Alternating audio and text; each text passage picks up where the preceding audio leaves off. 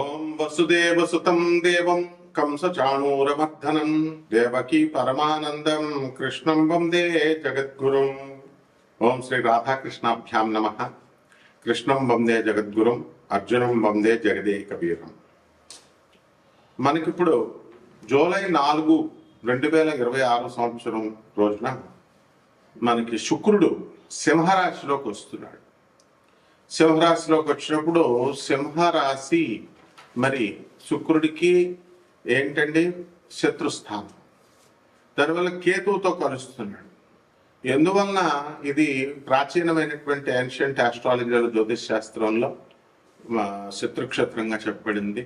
అలాగే modern science లో ఈ యొక్క శుక్రుడు యొక్క పాత్ర ఏమిటి, ఈ శుక్రుడు సింహరాశిలోకి వస్తే ద్వాదశ రాశుల వారికి కూడా ఏ విధమైనటువంటి ఫలితాలు వస్తాయి అవన్నీ కూడా మనం చెప్పుకుందాం.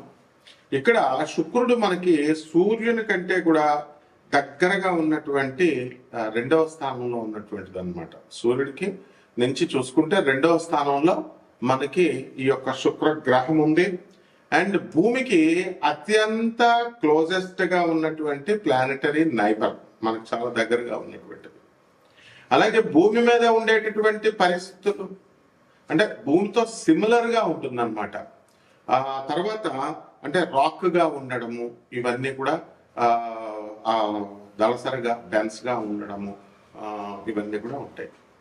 అయితే దీన్ని ట్విన్ అని అంటాం. అంటే కవల పిల్లలు చూస్తే ఇద్దరు ఎలా అయితే ఒకలాగే ఉంటారో అలాగే భూమి తర్వాత భూమి ఒక గ్రహం, శుక్రుడు ఒక గ్రహం. భూమి మీద మనం బ్రతుకుతున్నాం కాబట్టి ఆటోమేటిక్ గా మనకి భూమి మీద ఉన్నటువంటి మనుషుల పైన జీవరాశుల అన్నిటిపైన ఈ యొక్క శుక్రగ్రహ ప్రభావం ఎలా ఉంటుందో మనం ఈ వీడియోలో మనం తెలుసుకుంటాం అనమాట. ఇది ట్విన్ అని అంటాము దీనికి.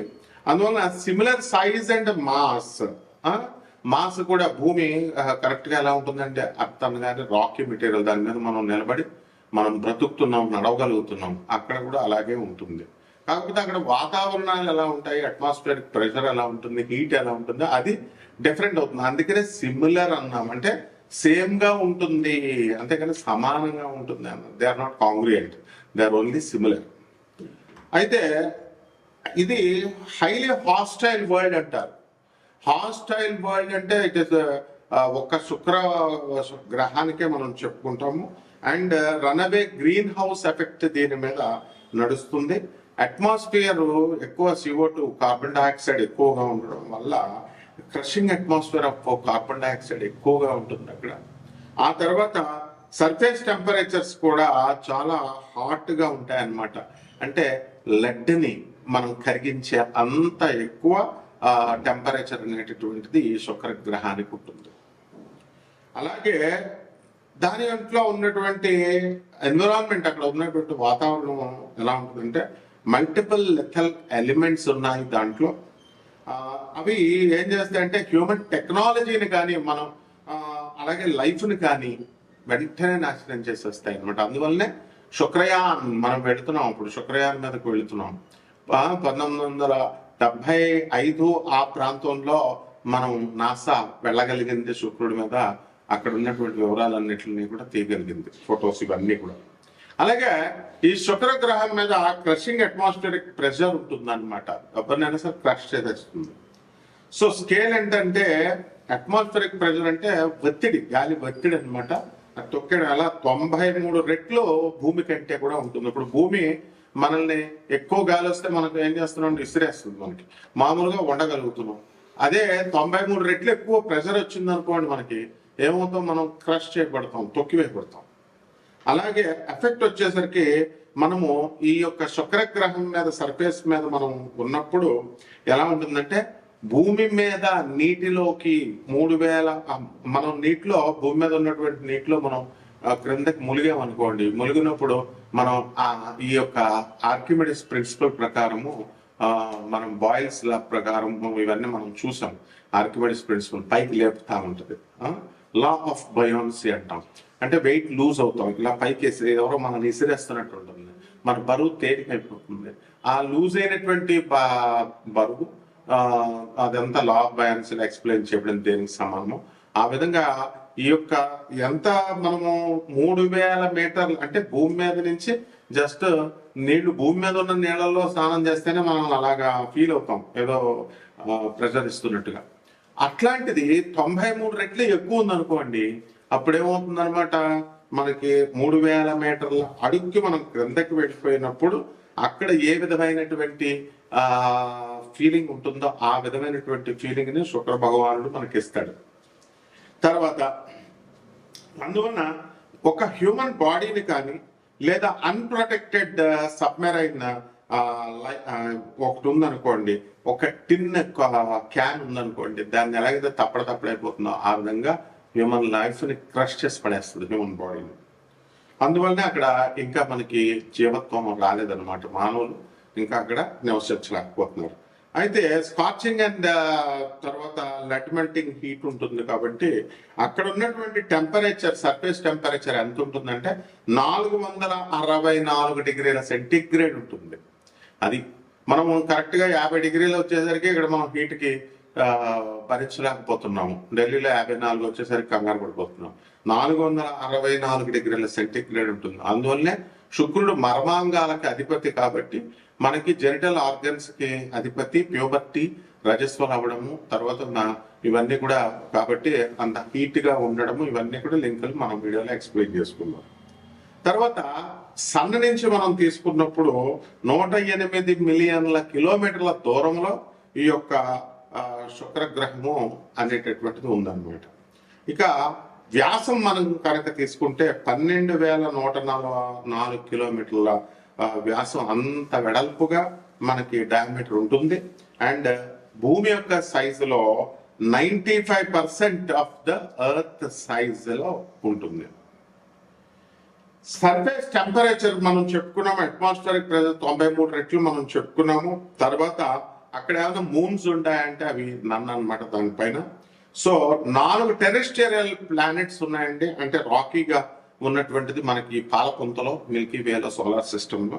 దాంట్లో ఇది 4 ఇది ఒకటి అనమాట. సో భూమిలాగా రాకీగా ఉండేటటువంటిది. సో సైజులో, మాస్లో భూమితో సమానంగా ఉంటుంది కాబట్టి ఈ యొక్క వీనస్ మీద, శుక్రగ్రహం మీద ఏ విధమైనటువంటి లిక్విడ్ వాటర్ ఉండదు.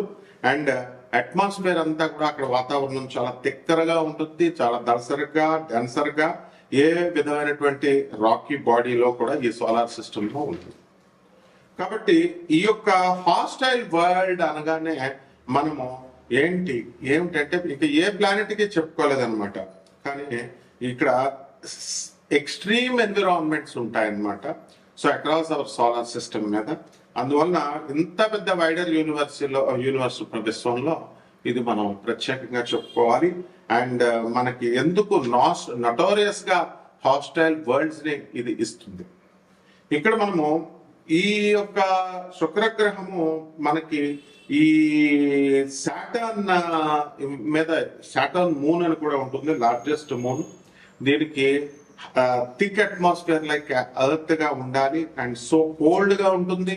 ఎంత అంటే -179 డిగ్రీ సెంటిగ్రేడ్ లో ఉంటుంది అనమాట. సో ఇక్కడ లిక్విడ్ మిథేన్ ఉంటుంది అండ్ ఇథేన్ రైన్స్ కూడా జరుగుతూ ఉంటాయి, వస్తూ ఉంటాయి. అందువల్లనే మాసు, లేక్స్, సీస్, ఓషన్స్ ఇవన్నీ కూడా ఏర్పడతాయి. ఈ విధంగా ఈ యొక్క శుక్రగ్రహము మనకి శుక్ర మహాదశ వచ్చినప్పుడు మనిషి ఎదుగుతాడు అని మనం జాతకాల్లో చెప్పుకుంటాం, శుక్రుడు బాగున్నప్పుడు. మరి ఇప్పుడు ప్రస్తుతం యాజ్ ఆన్ దిస్ డేట్ ఈ జూలై మనం 2026 సంవత్సరంలో శుక్రుడు కేతువుతో కలిసి సింహరాశిలో ఉన్నప్పుడు 12 రాశుల వారికి ఈ యొక్క శుక్రుడు ఏ విధమైనటువంటి ఫలితాలు ఇస్తాడు అనేటటువంటిది మోడర్న్ సైన్స్ అప్లై చేస్తూ ఏన్షియంట్ సైన్స్ ని, ఏన్షియంట్ ఆస్ట్రాలజీని మనం చెప్పుకోవాలి. ఒక్కొక్క రాశి వారిగా మనం ఏ రోగాలు మనకి ఇస్తాయి, వాతావరణం ఎలా ఉంటుంది, మన జాతకంలో మనకి లాభాలు వస్తాయి, ఇవన్నీ కూడా నష్టాలు వస్తాయి అనేది మనం. మేనరాశి, ఈ మీనరాశి వారికి అందరికీ కూడా ఏలినట్స్ అని జరుగుతుంది. వేగంలో ఉన్నటువంటి రాహు మీకు అమితమైనటువంటి మెంటల్ టెన్షన్ ఇస్తాడు. జన్మంలో ఉన్నటువంటి శని వక్రించి జూలై 27వ తేదీ తర్వాత మీకు శని వక్రించాడు. కాబట్టి వక్ర శని మీకు అనేకమైనటువంటి బద్ధకాలని అవన్నీ కూడా ఇచ్చినప్పటికీ కూడా తర్వాత మిమ్మల్ని అందరినీ కూడా కరెక్షనల్ సెంటెన్స్ కి, మిమ్మల్ని ఏ విధంగా అయితే జైలుకి పంపిస్తే కరెక్ట్ గా అయిపోతారో ఆ విధంగా అనేకమైనటువంటి కష్టాలను మీకు పెట్టి మిమ్మల్ని కరెక్ట్ చేసేయడం అనేటటువంటిది శనీశ్వరుడు చేస్తాడు. ఆ విధంగా షష్ఠ స్థితిగతులైనటువంటి ఈ యొక్క ఆ, మనకి రవి అదే శుక్ర కేతువులు మనకి జూలై 4 తర్వాత షష్ఠ స్థితిగతుడు అవుతున్నాడు. కాబట్టి భార్యలతో మీకు విరోధం అనేటటువంటిది రావడానికి అవకాశం ఉంది. ఆడవాళ్ళతో జాగ్రత్తగా వ్యవహారం చేసుకోండి. అత్తగారులతో చాలా జాగ్రత్తగా మాట్లాడండి. మీ యొక్క శ్రేయస్సును చూసేది అత్తగారి. మీకు బెల్లం కంటే కూడా అత్తగారే పెట్టేది. అత్తగారంటే తల్లి. అత్తగారులు చూడద్దంటారు స్టూపిడ్ ఫెలోస్. తల్లిని చూడాలంటారు. ఇటువంటి నేరో మైండెడ్ ఫెలోస్ నరకడం చేత కానీ వాళ్ళంతా కూడా అవునా అవునా వశీకరణం చేస్తాం మీ అత్తగారికి డబ్బులు దొప్పడం కాదు, అత్తగారికి కూడా తల్లిరా నాయన అని చెప్పాలి. అది ఆ తర్వాత ఈ యొక్క పంచమ స్థితిగతుడైనటువంటి గురుగ్రహం, అలాగే జూలై 16 తర్వాత రవి మరి పంచమ స్థితిగతుడు అవుతున్నాడు. కాబట్టి మీకు సంతానం లేనటువంటి వాళ్ళకి అందరికీ కూడా మగ సంతానం కలగడానికి అవకాశాలు ఉన్నాయి. అదేవిధంగా ఆదాయాలు మీకు పెరగడానికి అవకాశాలు ఉన్నాయి. ఉద్యోగాలు కోల్పోయినటువంటి వాళ్ళందరికీ కూడా మళ్ళీ తిరిగి ఉద్యోగాలు రావడానికి అవకాశాలు ఉన్నాయి సాఫ్ట్వేర్ లో. అలాగే విదేశాలకు వెళ్ళాలండి అని అనుకునేటటువంటి వాళ్ళకందరికీ కూడా ఎల్నెట్స్ ఏం జరుగుతుంది. చక్కగా మీరందరూ కూడా విదేశాలకు వెళ్తారు చక్కగా. అండ్ ఈ యొక్క బుధ గ్రహం అనేటటువంటిది వండర్ఫుల్ గా మీకు వర్క్ చేయడం అనేటటువంటిది జరుగుతుంది. అండ్ జూలై 7 నుంచి మీ కమ్యూనికేషన్ స్కిల్స్, ఇతరులు మీ లాయల్టీ అంతా కూడా ఆర్గనైజేషన్స్ అండ్ మేనేజ్మెంట్ అంతా గుర్తించడం జరుగుతుంది. అలాగే మీ సోదరులు డెవలప్మెంట్ అనేటటువంటిది జరుగుతుంది. మీనరాశి వారికి సోదరులు అస్వస్థత అనేటటువంటిది కొంతమంది వ్యక్తిగత జాతకాలు చూసిన తర్వాత మనం చెప్పడం జరుగుతుంది. అండ్ ఈ యొక్క రాశి వారికి అందరికీ కూడా మనకి ఈ యొక్క బ్లడ్ వెసల్స్ లో మనకి బ్లాకేజెస్ రావడానికి and CID coronary artery diseases రావడానికి ఇవన్నీ అవకాశాలు ఉంటాయి. అండ్ హార్ట్ స్ట్రక్చర్ కి ఫంక్షన్స్ కి ఎఫెక్ట్స్ అయ్యే విధంగా మనకి కొన్ని వ్యాధులు రావడానికి అవకాశాలు ఉంటాయి. అలాగే ఆర్హిమ్యాస్ అనేటటువంటి వ్యాధి, ఇర్రెగ్యులర్ హార్ట్ బీట్స్ రావడానికి అవకాశాలు ఉన్నాయి. కాబట్టి ఎవరైతే సిగరెట్లు ఇవన్నీ తాగుతున్నారో, మందు కొడుతున్నారు, అటువంటి వాళ్ళు తత్క్షణమే అవన్నీ కూడా మానేసేయండి, బ్రహ్మాండంగా ఉంటుంది. అదే విధంగా ఈ యొక్క రాశి వారికి అందరికీ కూడా కొత్త కొత్త ఉద్యోగాల్లో మీకు ఛాన్సెస్ అనేటటువంటివి మీకు రావడం జరుగుతాయి. అలాగే స్థాన చలనం అనేటటువంటిది కనబడుతుంది. మీకు నూతన సంతానం అనేటటువంటి మీకు వద్దనుకున్నా కలగడానికి అవకాశాలు ఉంటాయి. అండ్ డోంట్ అబార్షన్స్ ఇలాంటివన్నీ కూడా చేసుకోవడానికి వీల్లేదు మీరు. అండ్ డెఫినెట్ గా ఈ యొక్క రాశి వారికి అన్ని కూడా శుభప్రదాలే. అన్ని కూడా పొలాలు లేనటువంటి వాళ్ళు పొలాలు కొంటారు, స్థలాలు లేనటువంటి వాళ్ళు స్థలాలు కొంటారు. అండ్ ఈ యొక్క మీ కోరికలన్నీ కూడా ఏ రకంగా ఉన్నాయో అవన్నీ కూడా ఉద్రేకాన్ని తగ్గించుకుంటే మీరు కృషి చేస్తే వాటిలన్నిటిలో కూడా మీరు ఆధిపత్యం సాధిస్తారు, విజయాన్ని సాధిస్తారు. ఇక ఈ ఏదినాటి శని కాబట్టి మీకు ఈ యొక్క కొన్ని పరిహారాలు చేసుకోవాల్సినటువంటి అవసరం ఉంది. శని జపం చేయండి, శని స్తోత్రాలు చదవండి, శనికి కిలోంపావు నల్ల నువ్వుల్ని నల్లని వస్త్రాన్ని ఇచ్చి పేద బ్రాహ్మణులకు శనివారం ఉదయం 8 గంటలకు దానం చేసుకోండి. దశ మహావిద్యల్లో ఒకటైనటువంటి మహాకాళి అమ్మవారి యొక్క హోమాన్ని మీరు మీ ఇళ్లలో చేసుకోవడం ద్వారా బ్రహ్మాండంగా ఉంటుంది. అదే విధంగా బగలాముఖి అమ్మవారి మంత్ర జపాన్ని జపించండి. అలాగే రావి చెట్టు చుట్టూ ప్రదక్షిణాలు చేయండి, నీళ్లు పోయాలి, ఇంట్లో పెంచండి రావి చెట్టుని. తులసి చెట్టుకు పూజ చేసినట్టుగా రావి చెట్టుకు చేయండి. అఫారెస్టేషన్ అనేటటువంటిది చేయాలి. డీఫారెస్టేషన్ కనుక చేసినట్లయితే మీరు డిస్ట్రక్టివ్ పాలసీలో నాశనం అయిపోతారు. కాబట్టి ఏ సిద్ధాంతులు ఎవడు ఏ పంతుల్లో చెప్పినా సరే, ఏ మంత్రగాళ్ళం అని చెప్పి పాలున్న చెట్లు పెంచకూడదు, చెట్లు పెంచకూడదు, ఇటువంటి స్టూపిడ్ ఇడియట్స్ చెప్పేటటువంటివన్నీ కూడా ఏవి పాటించొద్దు.